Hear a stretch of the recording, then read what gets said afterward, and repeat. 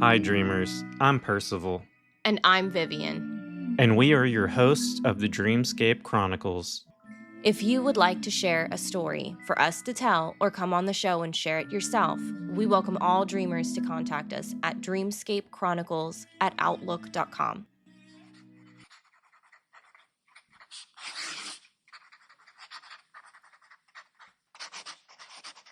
In the nighttime, when she was composing herself to sleep, sometimes she believed the devil lay upon her and held her down.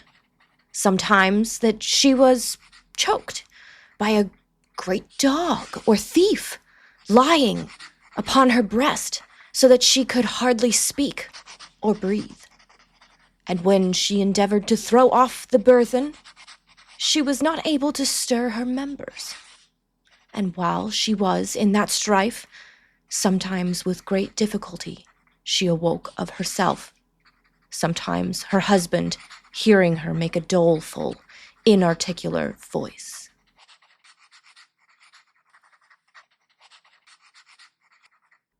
This quote is from a 1664 Dutch physician's collection of case histories and is possibly one of the earliest clinical descriptions of sleep paralysis.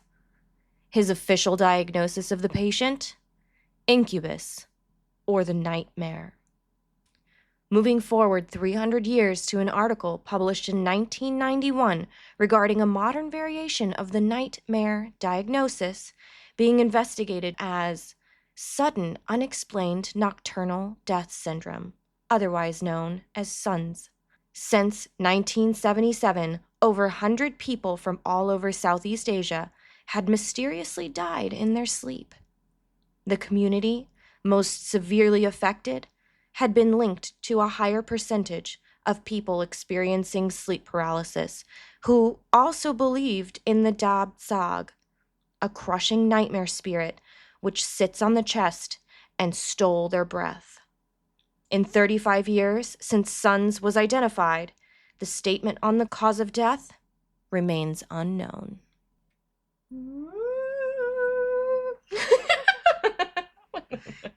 Okay. Bravo. So, sleep paralysis, part 2. Le deux. The sleeps demons.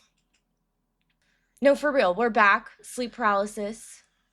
Yeah. We're not going really research heavy in this. If you're interested in the research behind it or what it is, please see episode 1 of sleep paralysis.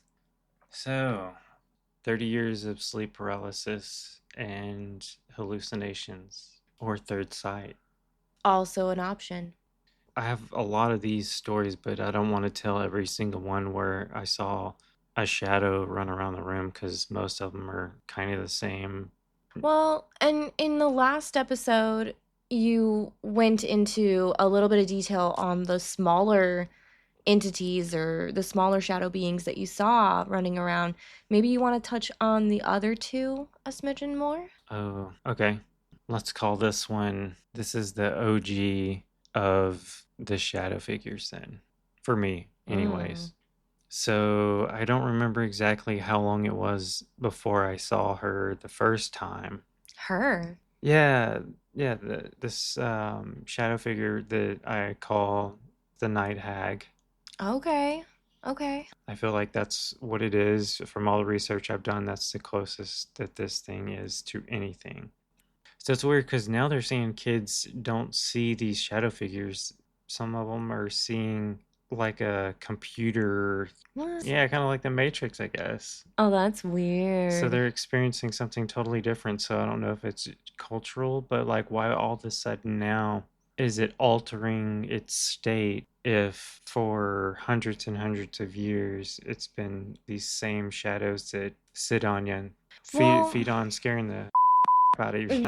You know what's interesting though is maybe it is adaptive. Maybe it is a little more than just one thing, because here's the thing, right? In the older art forms and the cultural documentation of sleep paralysis and these sleep demons, they are a little bit antiquated in figure because they're these tiny little demons that sit on your chest, almost goblin-like. And then you have more modern visuals where they are this almost Japanese horror-esque type figure where they're very slender. But you understand what I'm saying. Yeah, I almost wonder if it's manifested like a tulpa Yes. or possibly even some kind of mimic. What if there's a subspecies of these types of things or That's true. There's so many possibilities. As a reminder, send in your stories. We want to hear them. We would love to put those in here. And what's that email? It is dreamscapechronicles@outlook.com. That's the one. There are no spaces in there. Just Dreamscape Chronicles, one word, at outlook.com. That's the one for sure. Your old hag, your hag. Hey, you calling my old lady a hag? This night hag. This misunderstood woman. Continue. So I can't recall how many times I had the other experiences before I saw the hag the first time. It was like living in a zoo with monkeys running around at nighttime with these shadows. Sometimes they were just crazy active, sometimes they weren't. So the first time I believe I was at my grandmother's house and I had never had sleep paralysis there before. It was kind of strange because it was at a different place. Most of the time, it was always at my old house that I was living with my mom and my stepdad. Okay. So this time it was different. I woke up from the buzzing and then I was looking around the room and there was nothing there. Like I was just paralyzed, freaking out. Okay, I was always expecting these things at this point. And they were like not really there. Felt like they were there, but I couldn't see them. They were staying like either out of sight completely Okay. or they just weren't there at those moments. It was like a creepy horror movie out of one of the far corners in the room. This larger, rounder shaped figure came out of the shadow. The corner of the room. Yeah, it came out of the shadow of the corner of the room. It's hard to explain because it was dark, but you could see it come out of the shadow. Like that darker than black Yes. that we were kind of pinpointing a couple episodes ago. Yeah. After it stepped forward, it stepped just enough for me to be able to see that it was there. It was very, very creepy. Jeez. So when it stepped out, what exactly were you seeing? How much detail was this entity? I don't know if you've ever been in the room that's been dark and had someone else in the room. You can see them, you can see somebody there, but you really can't see, features. Okay. It was kind of like that, but it was almost just a black 3 or 4 foot mass that was probably 2 foot wide. Okay. Just kind of stepped out, and it looked like it was draped with some kind of robe or cloak or something because it was just one solid form. It didn't look like it was wearing anything that would have given off detail. It was very smooth and rounded looking. Okay. Like a standing dark oval almost, but kind of like the witch from, what was it, Snow White? Oh. How she had the old lady who was bent over. So she looked like a potato then. Probably if I could have seen her. So that was my question actually. Did she have facial features? Like could you see the details? Like did she have a face? No. So these things, for whatever reason, have never got close enough to me to let me be able to see any facial features. Okay, because that's usually been my experience as well with these creatures. Even if you think that you can see enough detail to make out a face, it's almost fog or like a smoke. It's not really either of those, but it's almost like a dark, shadowy mass that's just blocking whatever their face is. Okay. There's nothing there. And I wonder how much of that is possibly even intentional. I know we're reaching it high marks here, but I do wonder if they're there and they want to feed on our fear. If we're going with that theory, I wonder how much of the non vivid features are part of their doing. They're doing it on purpose. I think maybe because, in a way, not knowing is scarier than if you did see something, you put a face to it. Yeah, that's true. So if you don't know what it is, your mind is always going to go to the next thing. Well, and they say what is it? Knowledge is power, Sure. right? So if you have no knowledge of what this thing is, then you are literally powerless. And then you're also experiencing sleep paralysis, which is a whole nother powerlessness. You know what I mean? Yeah. That's unfortunate. It is terrifying. So yeah, after it stepped out of the shadows, it just stood there. Then that's when the little things started popping back up. The smaller entities. Yeah. Oh no. Sometimes it would be there whenever it would happen, and then it would start showing up back at my mom's house. Then I'd start seeing it there, Oh no. and might have been close to 11 or 12 probably. I had gotten used to it somewhat because it had happened a while, and then it got to where it was annoying. Yeah. Like at a certain point, it happened so much, it's just a nuisance than anything. There were Because they more don't really do pests. anything. At first, it was horrifying. Then it's just, I'm trying to sleep, and this is it's starting to happen too much. So it happened at my grandmother's house one night. The room there I slept in was much bigger than my room. This thing was like a 16 by 16 foot, decent sized room. Yeah. Upgrade. So the chair was in the far right of the room, but directly in front of me was the door to leave the room. I know they say you're not supposed to do that, but Yeah. everybody It's does that. so feng shui Um, crime.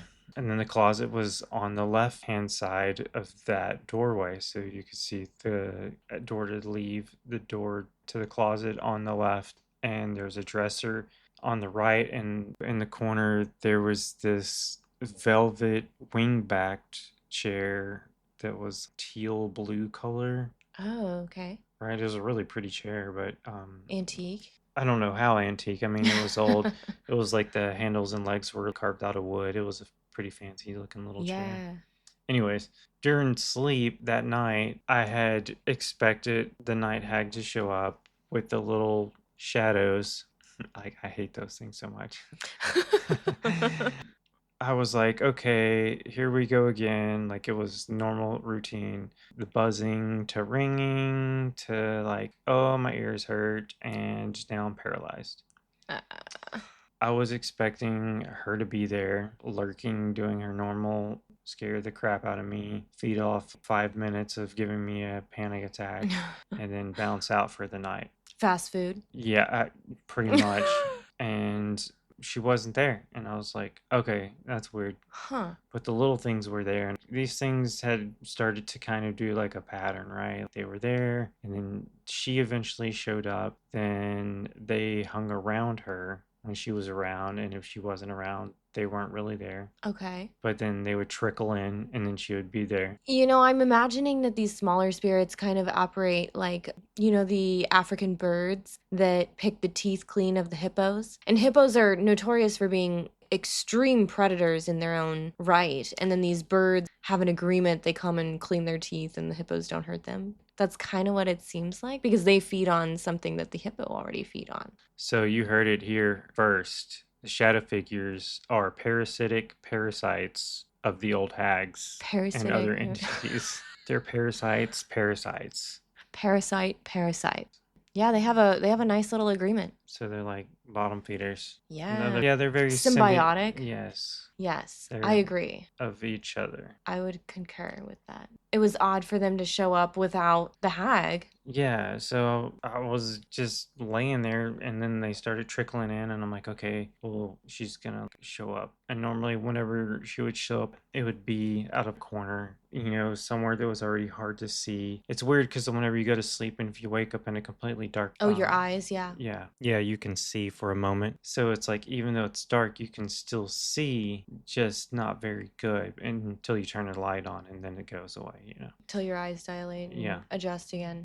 So I was just laying there, staring at the door, looking at the corner, looking at the other corner where the chair was, looking back to the closet. Where is she at? Like, and I started Yeah. getting nervous. I was like, oh, is she gonna like pop up beside me or something weird? And the little shadow figures kept bouncing back and forth in front of the door, and out of nowhere, where that chair was, it just looked like the chair was growing bigger on the top. And this chair had wooden legs, so So you could you could see. see like an emptiness below the chair to the wall because the walls were white paneled stuff. Okay. So the rooms were very white, and it didn't look like anything was there standing in front of the chair, but the chair back was getting bigger, it was growing taller. Oh man. Kind of right about that time that started happening, it was instant panic. I freaked out. This thing is in the chair and it's standing up in the chair now, Oh god. because at that point I realized it got used to me seeing it just be there in the corners. Oh no. And I think it let me have a little bit of time to think that I was in the clear. Then it stood up from the chair and it scared me again to almost the first time of me seeing it Oh again, my because I was like, this thing is aware that I'm getting used to it and I'm not as scared. So it's finding another way to try to scare me now. You know what it's doing? It's that. It's adapting. Right, that's what I'm saying. Like Like this we thing were is talking intelligent. about. That's nuts, dude. That's nuts. Yeah, that's probably one of the most memorable scary ones with the night hag that I've had, was whenever I realized it can do what it wants. Mm. Oh man.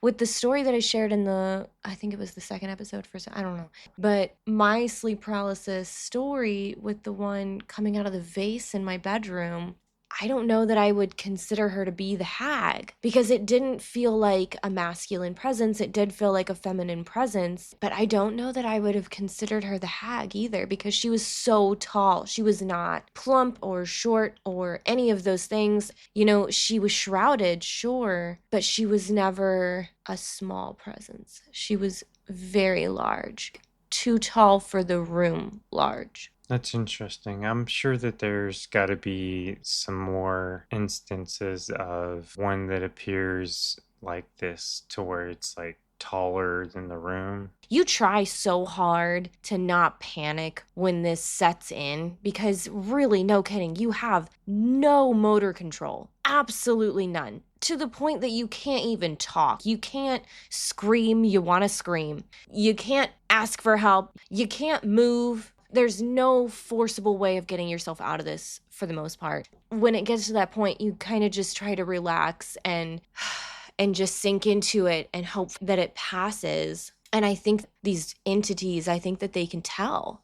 I think they can tell that you're trying to relax, that you're not trying to panic, and then they can't feed on anything. So what do? They have to adapt and change their methods. Yeah, pretty much. That's crazy. What other stories do you have for us this episode? Well, I could talk about the cloaked one, but it's a little different and it came at a different time in my life. How do you mean different? A little different than most shadow entities, or a little different than the hag that you just explained? In what way? No, it felt very, very similar to the way the night hag presented itself. It was just kind of one of those show up and linger Hmm. entities, but it just came at a different part of my life, and I think it might have been parts of other things that were going on. Like pieces of maybe trauma you were experiencing? Possibly, I could gotcha. be. Yeah. So the cloaked one was like a statue almost, like he never really moved, and he was always just in the corner or somewhere inconspicuous, I guess. But you could always see like his silhouette. That's frightening. Yeah, and the smaller shadows didn't really focus on him like they did on the Night Hag. Like they would hang around her, but they didn't really hang around the cloaked shadow one. So it almost seems like they didn't follow him, they followed her. I'm not sure if they really followed either one of them. I think they were just kind of there. Like you said before, maybe they were just bottom feeders, and Yeah, it does seem like a symbiotic relationship there for sure. yeah, yeah. So it's standing in the corner, not really doing anything inconspicuously. Yeah, and I've seen them both at the same time. Like they weren't one or the other. Like there was times where I would see her and then the shadow one would pop up too and just kind of observe from the corner. Hmm, And the cloaked shadow seemed to know whenever I could astral project really? because it was one of the only things during astral projection that I had ever seen after astral projecting. Wait, so there was crossover, you mean, between your sleep paralysis experience and your astral projection with the cloaked one? Yes, but only that one. And he still kind of just stood there.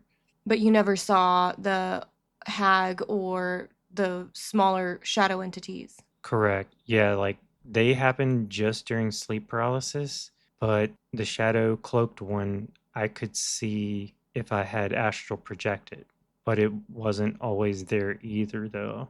Huh. The cloaked one, getting back to him, what did he do when he was in the room? Did he just stand there? Yeah, that's all he did. Huh. He never moved, never really did anything besides just stand, Hmm. just like a statue. So, yeah, I'd seen him plenty of times also, and I was just not sure what it was. I was thinking maybe it was some kind of demon Oh my. because the night hag I always felt was a spirit. Okay. It gave off a different kind of energy I felt than the cloaked one that just stood there. And you felt that the cloaked one was more on the demonic side? Just as a kid, it just seemed very ominous in the fact that it stood there and didn't care about anything else that was going on, where the night hag would intentionally try to invoke fear and could possibly see the smaller shadows in the room. Hmm. I getcha. That is interesting. Yeah. So I'm not completely sure if it was aware of the other ones or not. It just never really engaged any of them. Over time, my sleep paralysis episodes have kind of subsided, and I haven't seen them as much as I did whenever I was younger. I'm not sure if that's just because I'm getting older and not as afraid of them, but they still seem to come and go. And in times when I'm super stressed or have a lot going on in life, they seem to pop up more often. And that really ties back to some of the research we've seen. Studies show that sleep paralysis and especially night terrors and sleep demons, they come out a lot more whenever we are stressed. Yeah, that low point in your life. Exactly. It does also kind of tie back to that theory that they are fear eaters and they know how to sense it. I fully believe that, Yeah. but again, I'm not entirely sure of it. I have had some lucid dreams where the cloaked one seemed to pop up in my dreams. So you've experienced this entity not just in sleep paralysis and astral projection, but now also lucid dreaming. So three paranormal sleep phenomena. But I'm also not sure if that's just part of the subconscious mind placing him there. But I've never been able to interact with him in my dreams either. So what's really intriguing is that he is a he, because up until this point we've kind of talked about the night hag being that feminine presence, and we have the smaller entity beings which aren't really gender specific. Yeah, I guess I didn't realize I was addressing it as a masculine presence, but I've always felt that it was more of a masculine entity. Do you think that that makes him more terrifying or less terrifying than the feminine presence? Or do you think it matters? Honestly, I don't think either way they're both equally horrifying whenever you're paralyzed and can move. But he has a different type of energy that he gives off that's just this ominous watching you feeling. The bigger issues I've had come during astral projection later on that involve the cloaked shadow figure that ultimately stopped me from being able to astral project like I used to be able to. That is very strange. Yeah, I can't wait to get into that. Yeah, and if we're gonna talk more about the cloaked one, I guess we'll give him a name. He'll be the cloaked one. He appears in different scenarios more than just in sleep paralysis. So, to get deeper into his connection in my dreams, I think I should talk about the astral projection issues with him, possibly. Okay. Yeah, we've covered sleep paralysis. We've touched into lucid dreaming, and I think now that we've kind of played with astral projection today in the story, we'll definitely go there next. Yeah, and he'll definitely have a huge part of it. But we can come back to some of my sleep paralysis stories later. Ooh, I can't wait to get into that.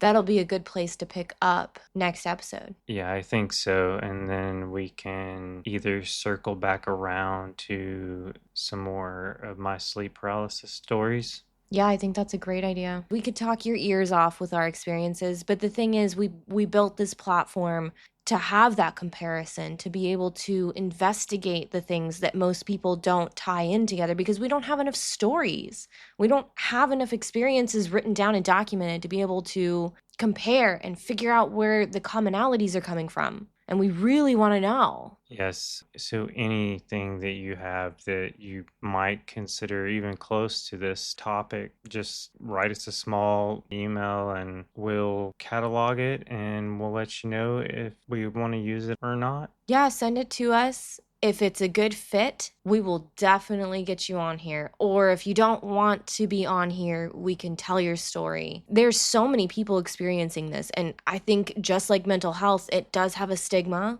It has that pseudoscience feel.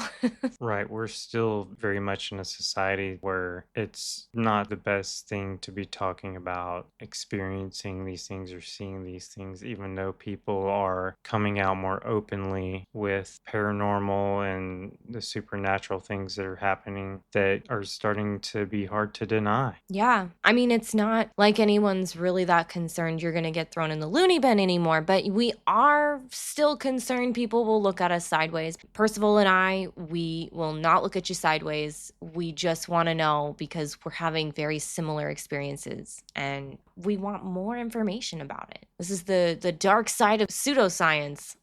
So we just wanted to give a quick shout out to Duke, Rocky, and Eric for giving us their stories. And for all those who have sent us stories and we haven't gotten back with yet, we are so excited to reach out to you and get some more information and get you on the show. Yep. And hopefully within the next episode or two, we should have some listener stories, and that's what we'll be on to next. Well, this has been a great episode, dreamers, and keep dreaming. And until then, Join us in discovering what may lie beyond the walls of sleep.